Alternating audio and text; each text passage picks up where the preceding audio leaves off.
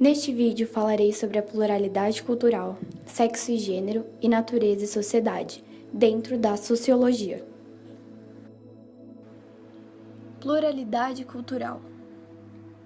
A pluralidade está relacionada com a diversidade de coisas ou pessoas reunidas em um mesmo espaço físico. A pluralidade cultural está relacionada com a multiculturalidade de uma nação, ou seja, quando encontram-se reunidos em um mesmo espaço vários tipos de manifestações culturais e tradições diferentes. A pluralidade cultural de um país é caracterizada pela aceitação da sua diversidade cultural.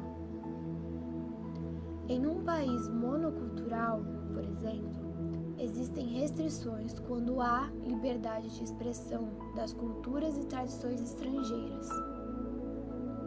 A sociologia considera que as diferenças entre homens e mulheres são construídas culturalmente.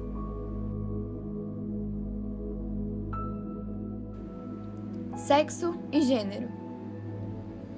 Foi a partir dos anos 90 que surgiu a teoria do gênero, onde defende que as diferenças biológicas não são suficientes para a distinção entre os sexos. O sexo seria uma marca corporal, os órgãos sexuais em si, sem a necessidade da identificação psíquica. Já o gênero depende apenas do sujeito, independente do que o seu corpo diz. O mesmo decide como expressar sua sexualidade e sua orientação sexual. As diferenças que inicialmente são biológicas acabam ultrapassando este âmbito e revelam complexibilidades que variam de sociedade para sociedade. Os sociólogos caracterizam que o sexo nós herdamos e o gênero nós incorporamos. O comportamento de homens e mulheres na sociedade depende tanto de atributos físicos quanto do processo de socialização, que começa na família e se estende à escola, religião e ao trabalho. Natureza e sociedade. Mesmo sabendo da diferença de sexo e de gênero, a pergunta é: as diferenças biológicas influenciam o comportamento ou as escolhas profissionais e de vida de homens e mulheres? Pense um pouco sobre isso. A nova dinâmica de sociabilização, inaugurada pela teoria do gênero, equiparou o comportamento de homens e mulheres, inclusive no que se refere à atuação profissional, sem necessariamente atrelar-se às características biológicas. Mas esse ponto de vista não é unânime. Entre os sociólogos, há quem defenda a interferência dos fatos biológicos no comportamento social de homens e mulheres. As mensagens das diferenças de gênero são incorporadas, reproduzidas e reforçadas por meninos e meninas, que buscam se afirmar como indivíduos. Dessa forma, podemos entender que as discussões não se encerram facilmente.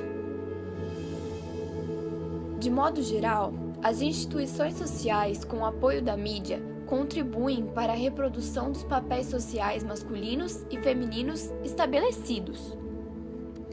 Assim, ainda é comum que homens recebam um salário mais alto que as mulheres, mesmo desempenhando a mesma função.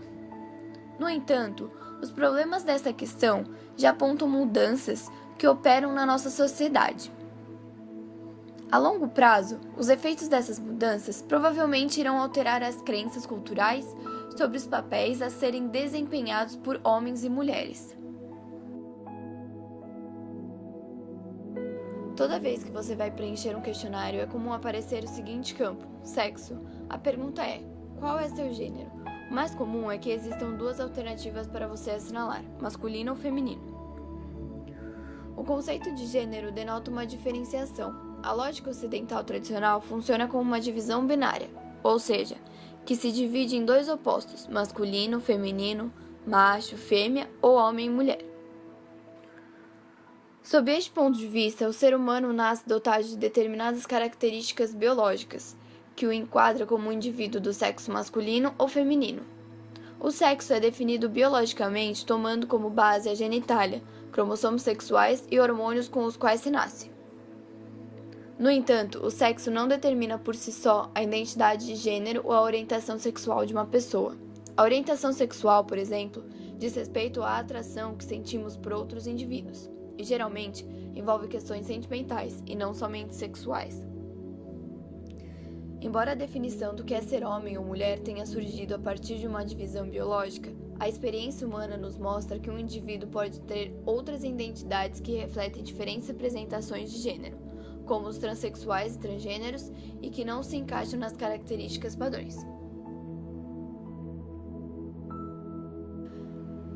As identidades são características fundamentais da experiência humana, pois possibilita ao ser humano a sua constituição como sujeito no mundo social. O gênero refere-se à identidade com a qual uma pessoa se identifica ou se autodetermina, independente do sexo, e está mais relacionada ao papel que o indivíduo tem na sociedade e como ele se reconhece. Assim, essa identidade seria um gênero social e não biológico. Existem muitas pessoas fora da classificação binária e, mais ainda, fora de classificações.